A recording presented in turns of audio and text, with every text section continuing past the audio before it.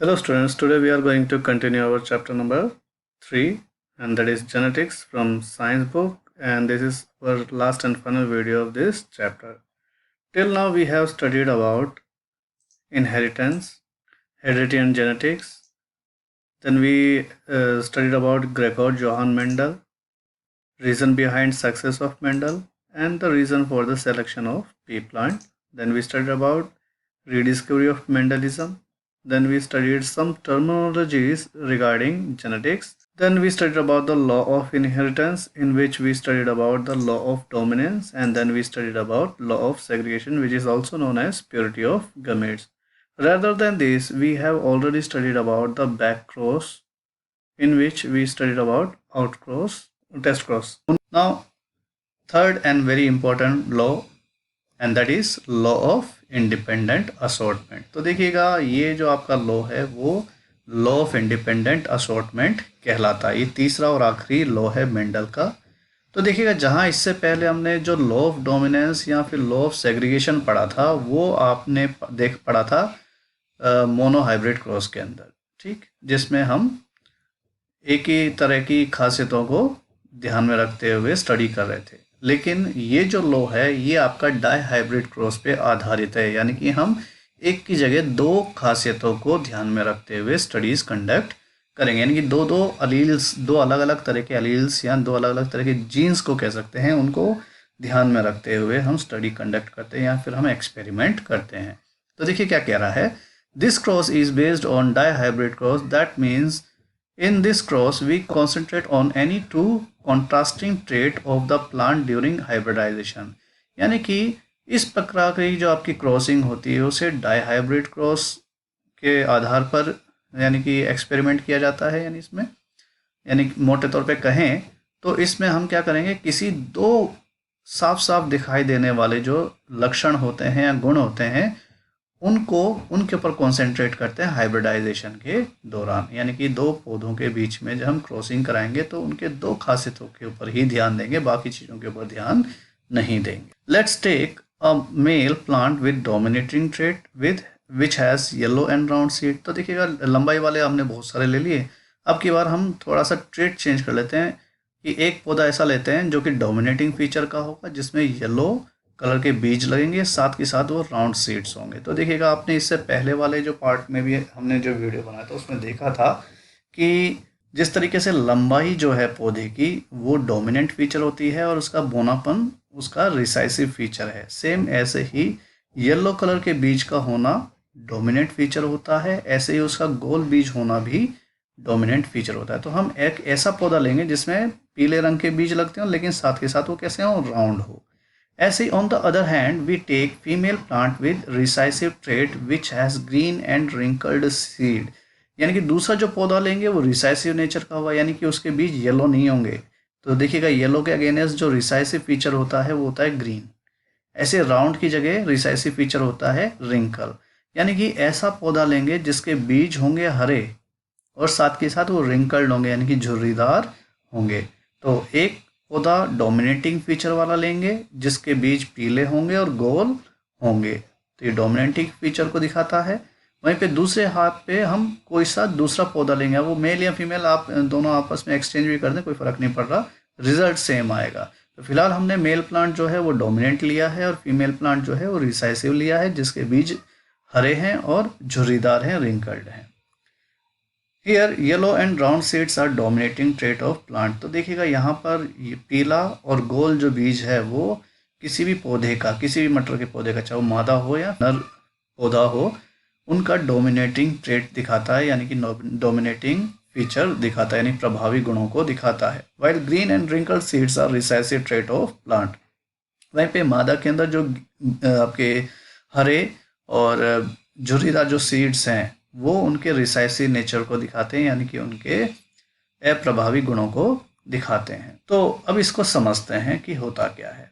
तो देखिएगा, हमने एक होमोजाइगस डोमिनेंट प्लांट ले लिया जिसके पास येलो कलर के राउंड सीड्स हैं। तो देखिए, डोमिनेंट फीचर को हम हमेशा कैपिटल लेटर्स में दिखाते हैं। तो येलो डोमिनेंट है तो येलो का YY ले लिया, राउंड का RR कैपिटल ले लिया, क्योंकि हर गुण, हर जो आपके लक्षण होते हैं उसके दो दो अलील्स मौजूद होते हैं, तो जो होमोजाइगस प्लांट होगा उसके दोनों अलील्स सेम होंगे, तो पीलेपन को लेकर के, जो आगे पीले बीज हैं उसको लेकर के दो अलील हो जाएंगे, और राउंडनेस के लिए दो अलग अलील हो जाएंगे। सेम ऐसे ही आपका जो रिसाइसिव पौधा होगा उसके अंदर स्मॉल वाई और स्मॉल आर आपके लेटर्स दिखाए गए हैं। तो स्मॉल वाई आपका रिसाइसिव नेचर बताता है, तो येलो के अगेंस्ट जो रिसाइसिव नेचर होता है वो होता है ग्रीन।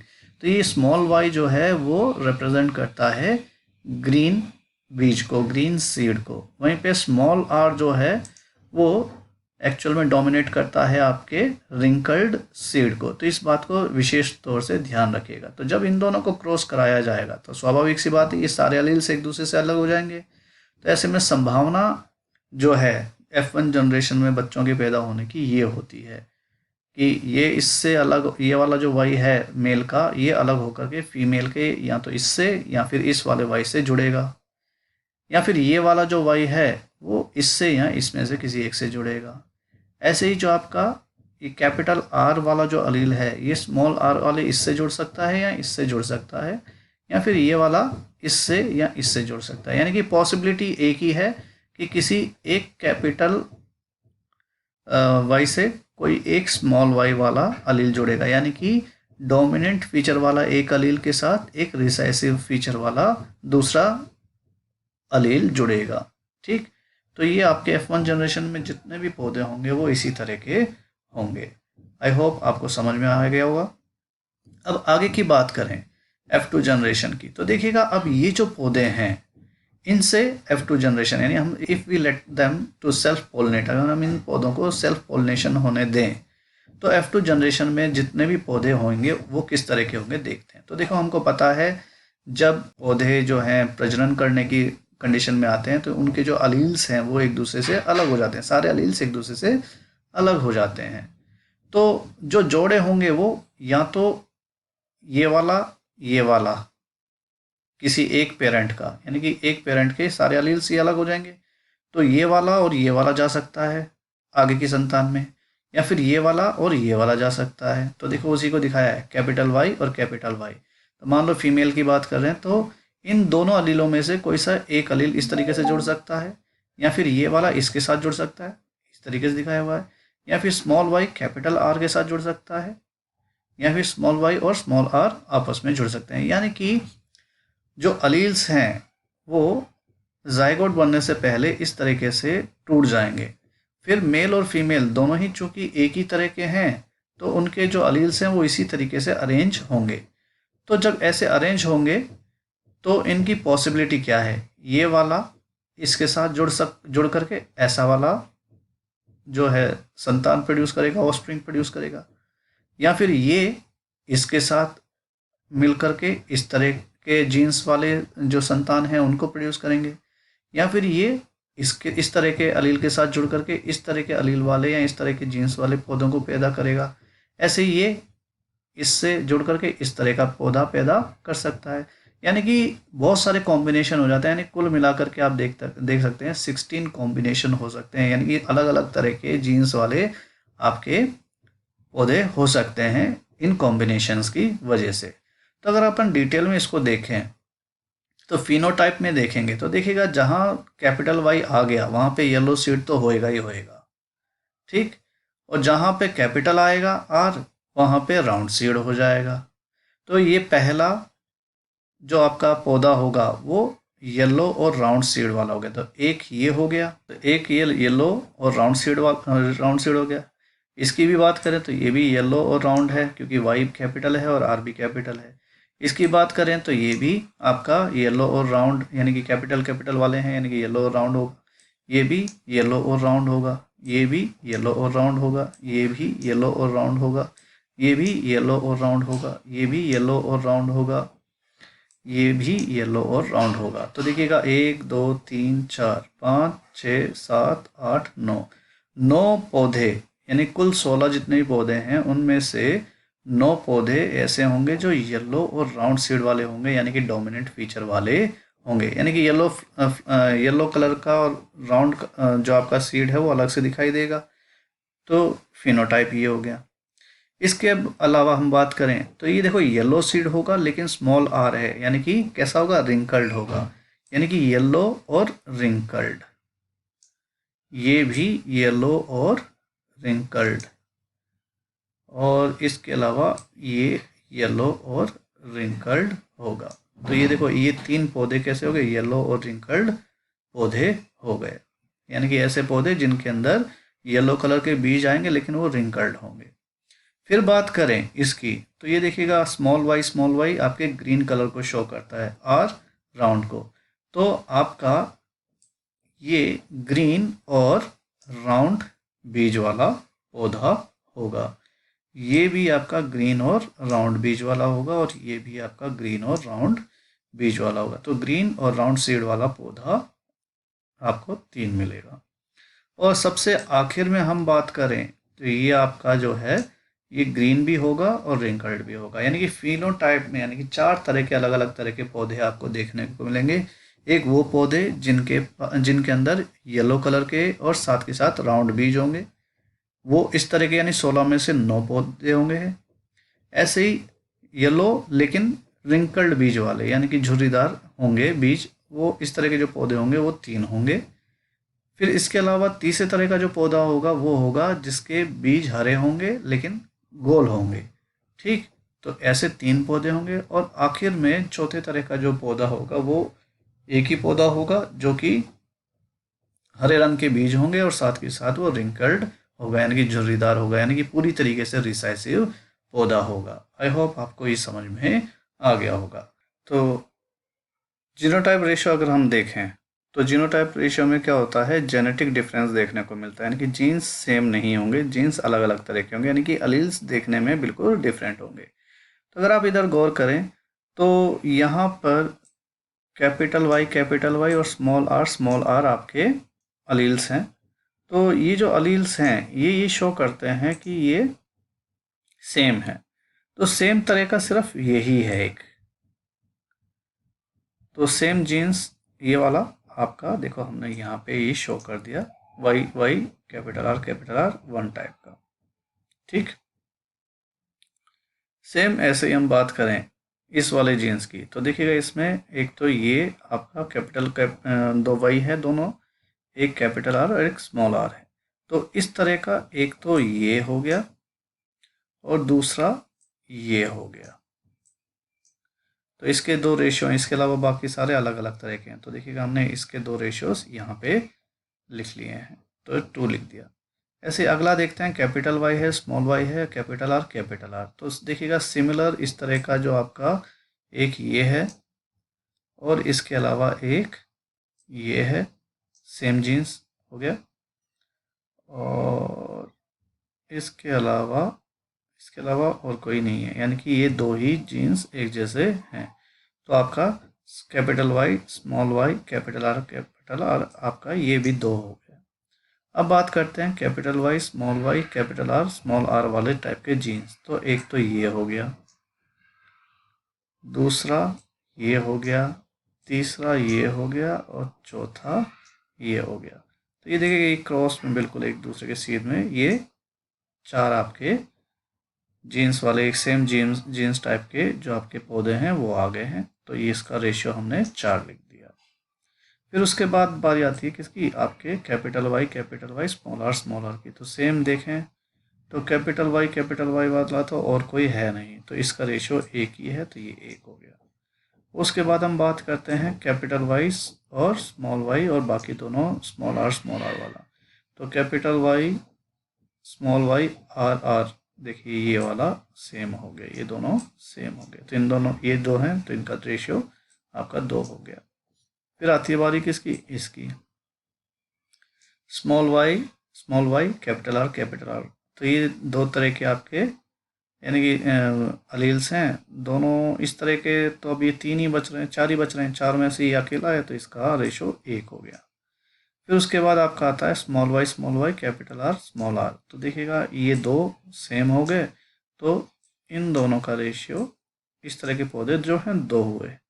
और ये सबसे आखिरी है जिसमें स्मॉल वाई स्मॉल आर है, यानी कि ये आपका रिसाइसिव नेचर का पौधा होगा, यानी कि जिसके अंदर जो बीज लगेंगे वो हरे होंगे और साथ के साथ राउंड होंगे। तो अगर आप पूरा देखें तो ये देखिएगा, ये जो आपका है ये डोमिनेंट फीचर वाला पौधा होगा, ये रिसाइसिव फीचर वाला पौधा होगा और ये सारे हाइब्रिड होंगे। तो इन सब में अगर आप देखें फिनोटाइप में देखेंगे तो 4 अलग अलग तरह के पौधे जो कि आपको आंखों से अलग से दिखाई देंगे।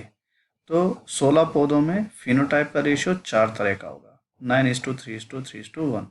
जबकि जीनोटाइप यानी कि जेनेटिक डिफरेंस यानी कि जीन से रिलेटेड डिफरेंस देखेंगे तो 16 पौधों के अंदर तो 9 अलग अलग तरह के पौधे आपको जेनेटिकली डिफरेंट देखने को मिलेंगे। तो उनका रेशियो 1:2:2:4:1:2:1:2:1 होगा। ठीक, तो ये आपको आना चाहिए, बनाना आना चाहिए, क्योंकि एग्जाम में पूछा जाता है तो आप टेबल बना करके ही इस चीज़ को एक्सप्लेन कर पाएंगे। तो इसके लिए ये पनेट स्क्वायर बनाना आना चाहिए और ये भी याद होना चाहिए कि जो आपका F1 जनरेशन का पौधा है उसी का सेल्फ पोलिनेशन होने के बाद F2 जनरेशन में ये संतानें पैदा होंगी, लेकिन उससे पहले ये जो आपके अलील्स हैं वो एक्चुअल में रिप्रोडक्शन से पहले इस अलग अलग तरह के जो आपके अलील्स के सेट हैं उनमें डिवाइड होगा और फिर उनके अंदर कॉम्बिनेशन से इस तरीके के अलग अलग तरह के पौधे होने की पॉसिबिलिटी बढ़ेगी। तो ये आपका लॉ ऑफ क्या कहते हैं इंडिपेंडेंट असॉर्टमेंट था। ठीक, तो अभी क्या क्या करा है कि when dominating yellow and round seeded plant is crossed with recessive green and wrinkled seeded plant, then in F1 generation all offsprings produced will be yellow and round seeded plants। कह रहा है कि अगर हम कोई ऐसा डोमिनेटिंग प्लांट लें जिसमें येलो और राउंड सीड हो, उसको हम रिसाइसिव फीचर वाले यानी कि ग्रीन और रिंकल्ड सीड वाले पौधे से क्रॉस कराएं तो F1 जनरेशन में जितने भी ऑफस्प्रिंग्स पैदा होंगे यानी कि पौधे पैदा होंगे वो सारे के सारे येलो और राउंड सीड वाले होंगे। तो ये देखिएगा आपका लॉ ऑफ डोमिनेंस आ जाता है यहाँ पे कि F1 जनरेशन में सिर्फ डोमिनेंट फीचर ही हमें देखने को मिलते हैं। फिर F1 generation is left to self pollinate, then offspring produced in F2 generation will be different type। तो ये बता रहा है कि अगर हम F1 जनरेशन को उनके हाल पे छोड़ दें, सेल्फ पोलिनेट होने दें, तो F2 जनरेशन में जो होने वाले पौधे हैं यानी कि जितने बच्चे पैदा होंगे दूसरी पीढ़ी में, वो फिनोटाइप देखा जाए तो येलो और राउंड सीड वाले होंगे, या फिर येलो और रिंकल सीड वाले होंगे, या फिर ग्रीन और राउंडेड सीड वाले होंगे, या फिर ग्रीन और रिंकल सीड वाले होंगे। यानी कि 4 अलग अलग तरह के पौधे आपको देखने को मिलेंगे F2 जनरेशन में फिनोटाइप के आधार पे, यानी कि शारीरिक बनावट और स्ट्रक्चर के हिसाब से हम 4 तरह के पौधे देख पाएंगे जिनमें अलग अलग तरह के बीज लगते हैं। ठीक, तो उसका जो रेशियो होगा येलो और राउंड, येलो और रिंकल्ड, ग्रीन और राउंड और ग्रीन और रिंकल्ड का 9:3:3:1 है, ये हम पहले भी पढ़ चुके हैं। उसके बाद बात करें तो आपकी there will be huge variation in offspring of F2 generation in term of genes. यानी कि अगर जीन्स देखें यानी कि जेनेटिक उनके स्ट्रक्चर देखें, अलील्स के अरेंजमेंट की उनके अंदर, तो ऐसे में हम पाते हैं कि F2 जनरेशन में ज़बरदस्त वेरिएशन देखने को मिलती है संतानों में, यानी कि जीनोटाइप जो होगा वो अलग अलग 9 तरीके के होंगे। तो therefore genotype ratio will be, तो जीनोटाइप रेशियो हमने देखे थे तो ये थे सारे के सारे, है ना, अलग अलग जीन्स वाले इतने इतने पौधे, यानी कि इस तरह का जीन्स वाला एक पौधा होगा, इस तरह के जीन्स वाले 16 में से 2 पौधे होंगे, इस तरह के जीन्स वाले भी 2 पौधे होंगे, इस तरह के जीन्स वाले 4 होंगे, इस तरह का 1 होगा, इस तरह का 2 होगा, इस तरह का 1 होगा, इस तरह का 2 होगा और इस तरह का 1 होगा। ठीक, तो ये जेनेटिक डिफरेंस वाले पौधे हैं। तो अब बात करें तो इसमें से ये देखो, ये दोनों कैपिटल ये सारे लेटर इसके अंदर जो अलील्स हैं कैपिटल लेटर से डिनोट किए गए हैं, तो यानी होमोजाइगस प्लांट है तो येलो और राउंड सीड वाला पौधा होगा। इन यानी कि 16 संतानों में से सिर्फ एक पौधा होगा जो होमोजाइगस होगा, साथ के साथ आपका डोमिनेंट फीचर वाला पौधा होगा। वहीं पे जो एक पौधा 16 में से ऐसा होगा जो होमोजाइगस होगा लेकिन ग्रीन और रिंकल्ड सीडेड होगा, यानी कि डोमिनेंट फीचर ना होकर के रिसाइसिव फीचर वाला होगा। यानी कि एक डोमिनेंट फीचर वाला तो दूसरा रिसाइसिव फीचर वाला पौधा आपको देखने को मिलेगा, लेकिन ये 2 होमोजाइगस प्लांट्स होंगे दोनों, यानी कि इनके एलील्स सेम होंगे हर गुण वाले। तो देखिएगा यहाँ से यहाँ तक के जितने भी पौधे होंगे ये हेट्रोजाइगस पौधे होंगे, ठीक। यानी कि ये हाइब्रिड प्रजाति के होंगे और ये प्योर ब्रीड के दो पौधे अलग अलग होंगे। तो देखिएगा बहुत सारे अलग अलग तरह के जो हैं हमें ऑफस्प्रिंग्स देखने को मिलते हैं। कुछ हूबहू पेरेंट्स के जैसे होते हैं जो कि बहुत कम संख्या में है, और वहीं पे बाकी के जो पौधे होंगे वो ज़बरदस्त होंगे, वेरिएशन में होंगे उनके जीन्स, तो वो हाइब्रिड या हेट्रोजाइगस प्लांट्स होंगे। अब आगे बढ़ते हैं और क्या बता रहा है ये कि according to Mendel's experiment, when plant with two or many contrasting traits are crossed with another plant, then inheritance of one trait has no influence on the inheritance of another trait. यानी कि जो हमने अभी experiment करके देखा उसके आधार पर Mendel ने बताया कि जब हम दो या दो से अधिक कॉन्ट्रास्टिंग ट्रेट यानी कि गुणों वाले पौधों को आपस में क्रॉस कराते हैं, यानी कि उनको संतान उत्पन्न करने के लिए प्रेरित करते हैं, तो ऐसे में एक गुण जो है वो दूसरे गुण के ऊपर किसी भी तरह का प्रभाव नहीं डालता। यानी कि लंबाई का जो गुण होगा वो लंबाई या बोनापन या उस पर असर डाल सकता है, लेकिन फूल के रंग के ऊपर असर नहीं डालेगा, या फिर उसके बीज कैसा होगा इस पे असर नहीं डालेगा। यानी कि कोई जो एक खासियत है वो दूसरे खासियत के ऊपर किसी भी तरह का प्रभाव नहीं डालता। That means alleles of each trait not only separate during gamete formation but also behave independently of each other. यानी कहने की बात यह है जब alleles होते हैं gamete formation के दौरान एक दूसरे से अलग होते हैं, ठीक, तो ना केवल एक दूसरे से सेपरेटली स्वतंत्र रूप से बिहेव करते हैं बल्कि एक दूसरे को प्रभावित भी नहीं करते हैं। यानी कि वो सब स्वतंत्र होते हैं किसी भी दूसरे ट्रेट के साथ जुड़ने के लिए, या और किसी एक ट्रेट से दूसरे ट्रेट के अलील्स के जुड़ने से उसका प्रभाव दूसरे वाले पे नहीं पड़ता। Due to freedom of combining allele of one trait with alleles of any other trait without affecting it, this law is known as law of independent assortment. तो देखिएगा अब चूंकि जब इस तरह के अलग अलग गुणों वाले जो अलील्स होते हैं, जब एक ट्रेट वाला अलील दूसरे अलील के साथ स्वतंत्र रूप से बिना उसको अफेक्ट किए जुड़ सकता है, तो इसी वजह से इस लॉ को लॉ ऑफ इंडिपेंडेंट असॉर्टमेंट कहा जाता है। क्यों? क्योंकि यहाँ पर देखिएगा हमने अभी जो एक्सपेरिमेंट किया उसमें एक तो जो ट्रेट था वो सीड के कलर के लिए था, और दूसरा जो था सीड की जो टेक्सचर है, उसकी जो बनावट है उसके ऊपर डिपेंड करता था। तो सीड का कलर किसी भी तरीके से सीड के आउटर कवरिंग को प्रभावित नहीं कर रहा था कि वो रिंकल्ड होगा या राउंड होगा, वो यानी कि उसको प्रभावित नहीं कर रहा था, ठीक। तो या फिर हम इसको दूसरे शब्दों में ये कहें कि देखिएगा एक ट्रेट जो है वो दूसरे ट्रेट के ऊपर किसी तरह का असर नहीं डालता और साथ के साथ वो आसानी से उसके साथ जुड़ जाता है। तो इस आज़ादी की वजह से ही इसे हम लॉ ऑफ इंडिपेंडेंट असॉर्टमेंट कहते हैं। तो देखिएगा जैसे कि आपका एक जो येलो जो आपके ट्रेट को शो करने वाला, डोमिनेंट फीचर को शो करने वाला जो अलील था जिसे हम कैपिटल वाई से डिनोट कर रहे थे, वो या तो कैपिटल आर के साथ या स्मॉल आर के साथ जुड़ रहा था, यानी कि क्या कहते हैं राउंडनेस के लिए जो अलील था उसके साथ जुड़ रहा था, या फिर रिंकलनेस के लिए जो अलील था उसके साथ जुड़ रहा था, वो फ्री था इस काम के लिए। तो जब ये जुड़ रहे थे तो या तो इस तरह के अलील्स तैयार हो रहे थे, अलील्स के जोड़े तैयार हो रहे थे, या फिर आपका ये जो स्मॉल है यानी कि जो आपका ग्रीननेस देने वाला जो आपका अलील है वो आपके राउंड या रिंकल्ड जो आपके कैरेक्टरिस्टिक हैं ऐसे ट्रेट वाला जो आपके अलील्स हैं उनके साथ जुड़ रहे थे, और जुड़ करके इस तरह से कॉम्बिनेशन में आ रहे थे। दैट मीन्स ये ट्रेट अलग है, ये ट्रेट अलग है, लेकिन ये पूरी तरीके से फ्री है कि या तो इसके साथ जुड़ जाए या इसके साथ जुड़ जाए। तो जैसा भी जुड़ेगा उसके हिसाब से जो संतानें हैं वो पैदा होंगी। तो इस आज़ादी की वजह से ही जो ये स्वतंत्रता मिलती है अलील्स को दूसरे अलील्स के साथ, दूसरे ट्रेट के अलील्स के साथ जुड़ने की, इस वजह से इसे लॉ ऑफ इंडिपेंडेंट असॉर्टमेंट कहा जाता है। Now importance of Mendel's law of inheritance की इम्पोर्टेंस क्या है, हम पढ़ें क्यों, मेंडल्स की लॉ को पढ़ें क्यों। तो सबसे पहली बात, presence of beneficial dominant trait can suppress the harmful recessive trait. So presence of dominant trait is necessary for the survival. तो देखिएगा कि जो डोमिनेंट ट्रेट्स होते हैं बेसिकली काफ़ी प्रभावशाली होते हैं और ये नुकसानदायक जो आपके रिसेसिव ट्रेट होते हैं उसको दबा सकते हैं। तो कुछ बीमारियों से रिलेटेड जो अलील्स होते हैं, जो हम जेनेटिक बीमारियां होती हैं, वो रिसेसिव ट्रेट्स होती हैं, वो एक पीढ़ी से दूसरे में ट्रांसफ़र हो सकती हैं। तो उससे क्या होता है कि आने वाली पीढ़ी जो है वो बीमारी से पीड़ित हो सकता है।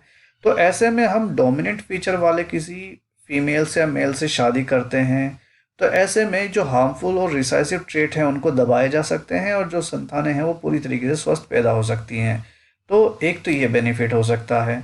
दूसरा कह रहा है कि gene concept can be easily understood, कि आपका जो जीन कॉन्सेप्ट है, जीन से रिलेटेड जो कॉन्सेप्ट हैं, इनको आसानी से समझा जा सकता है मेंडल्स के लॉ के इनहेरिटेंस के माध्यम से।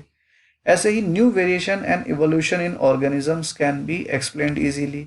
इसके अलावा जो समय के साथ जीव जंतुओं में जो वेरिएशन देखने को मिलती है या उनमें विकास जो देखने को मिलता है कि क्यों ये विकसित हुए इस तरीके से, जैसे हाथी जो था पहले किसी सूअर जैसे एक जीव की तरह हुआ करता था, लेकिन समय के साथ वो इवॉल्व हुआ, विकसित हुआ और उसने सूंड डेवलप कर ली। ऐसे ही जिराफ जो है वो एक आपके हिरण जैसा ही जीव था, लेकिन समय के साथ उसमें वेरिएशन देखने को मिला और समय के साथ वो जो जीव है वो जिराफ में कन्वर्ट हो गया। तो ये जो चेंजेस आते हैं जीवों में सदियों में या लाखों सालों में जा कर के, ये क्यों होते हैं, इसको भी मेंडल के जो लॉ ऑफ इनहेरिटेंस है उसे समझा जा सकता है। ऐसे ही अगला जो पॉइंट है वो ये कहता है कि trait can be carefully selected to produce new varieties of plants and with desired characteristics.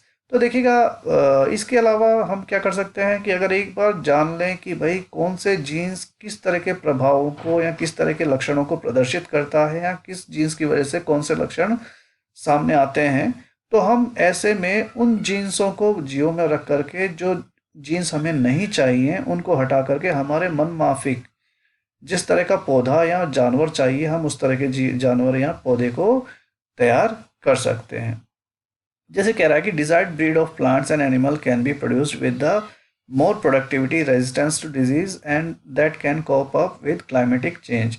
यानी कि हम एक बार लॉ ऑफ आपका जो इनहेरिटेंस है मेंडल का उसको समझ लेते हैं, तो ऐसे में चाहे पेड़ पौधे हों या जानवर हों, इनके अंदर जेनेटिक चेंजेस कर करके उनकी प्रोडक्टिविटी को बढ़ा सकते हैं, उन्हें बीमारियों से लड़ने के कैपेबल बना सकते हैं, यहाँ तक कि उनके ऊपर मौसम का असर ना हो, ख़राब जो मौसम होते हैं उनका ज़्यादा असर ना हो, इस तरह का चेंज भी उनके अंदर ला सकते हैं।